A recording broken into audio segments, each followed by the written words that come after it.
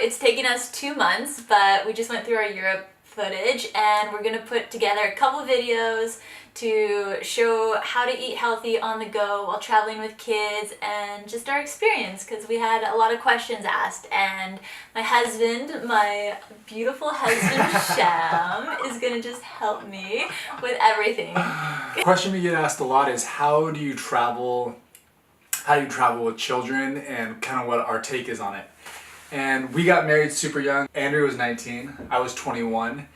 And a lot of people were like, don't you want to travel, see the world? Like, getting married is settling down, your life is going to change. And our whole take was, who better to have life experiences with that you're going to have forever with the person you're going to be with forever. And so having a family and getting married and traveling just seems so natural, and something that we wanted to share with our children as well.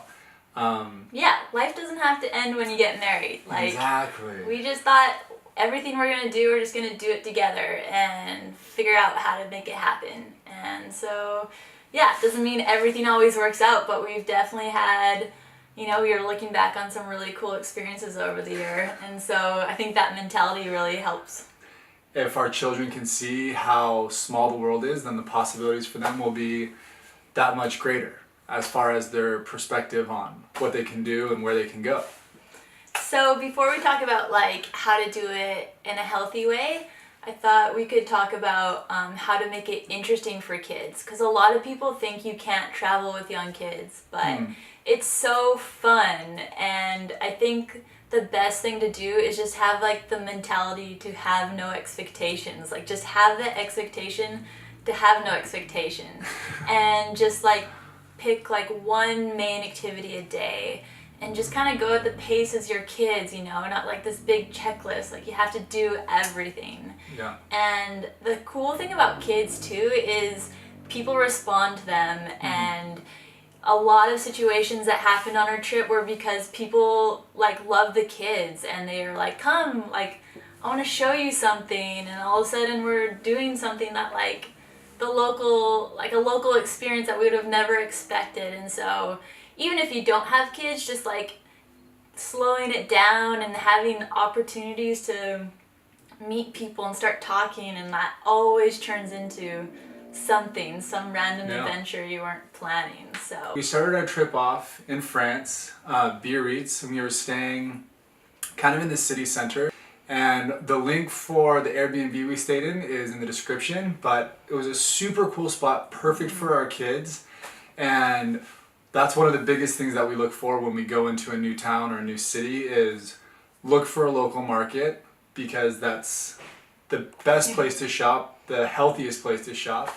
And it's a cool experience for the kids too, to go and Tama would literally eat a kilo of cherries almost a day because it's so fresh, and he could go and pick them out, and it's an experience for him and Ira. And so it's one of those things that makes the experience unique and just fun for any kid.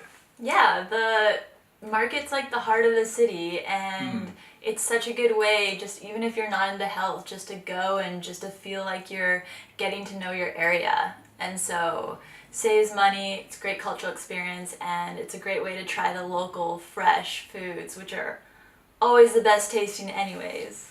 And our Airbnb was awesome because it saves money in the end, because you're cooking at home a couple meals a day, and also you can do laundry and all that kind of stuff. So we really love staying in a couple Airbnbs along this trip.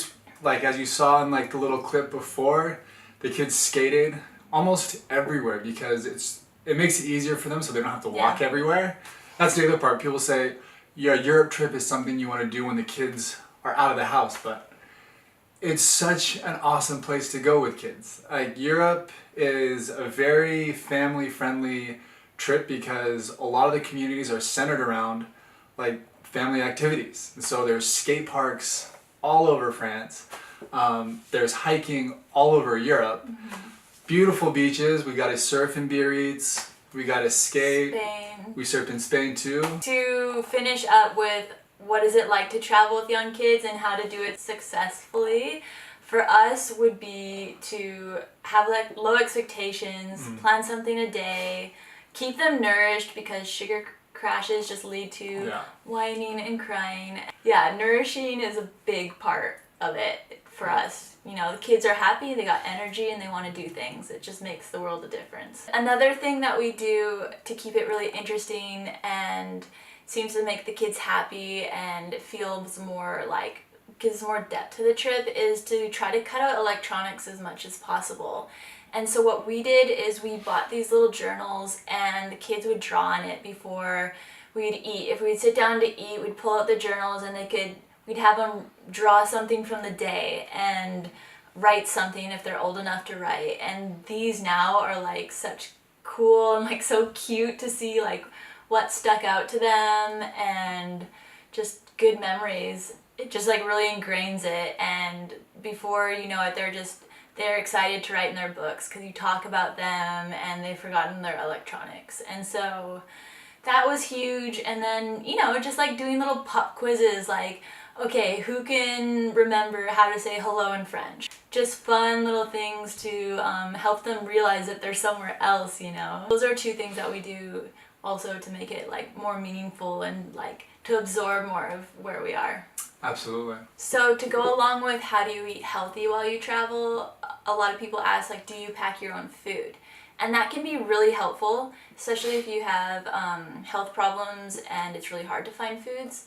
For us, we try to do that as little as possible, just simply to force ourselves to find what's in the area. And food for us is just a really beautiful way to experience the culture.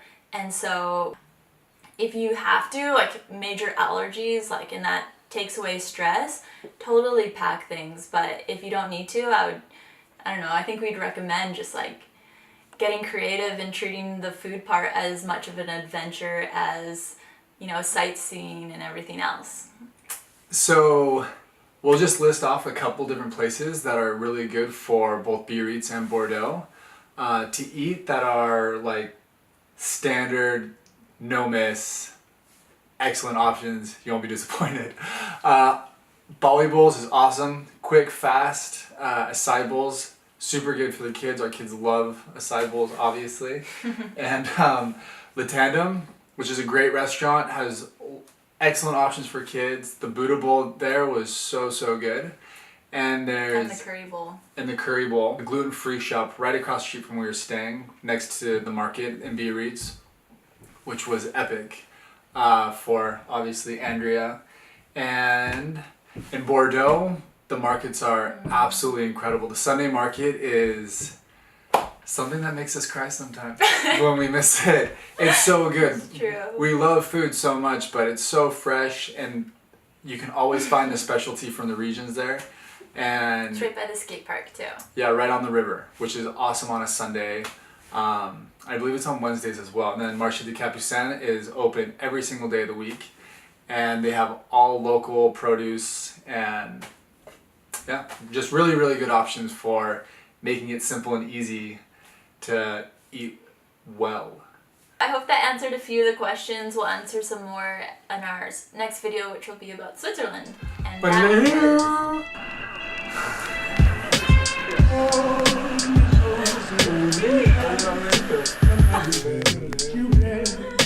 This is lovely, I know. And you kiss me in one side.